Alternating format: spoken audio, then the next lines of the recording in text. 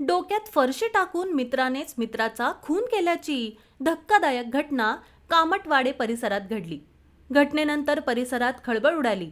आनंद वसंतराव इंगळे आणि आनंद आंबेकर हे दोघे मित्र होते. काल सायंकाळी दोघे दारू पिण्यासाठी कामटवाडे परिसरात बसले होते. यावेळी दोघांमध्ये वाद झाला आणि त्यातून आनंद आंबेकर याने आनंद इंगळेच्या डोक्यात फरशी घालून त्याची हत्या केली. या प्रकरणी हत्या करणाऱ्या संशयिताला पोलिसांनी अवघ्या काही कालावधीतच अटक केली आहे.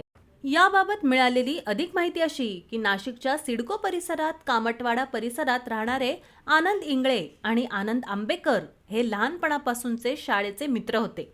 कामासाठी देखील दोघे सोबतच होते.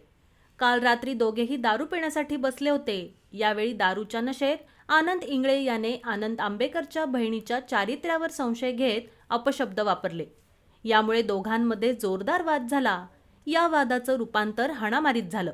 त्यानंतर वाद टोकाला गेल्याने आंबेकर याने आनंद इंगळेच्या डोक्यात फरशी घालून त्याची हत्या केली.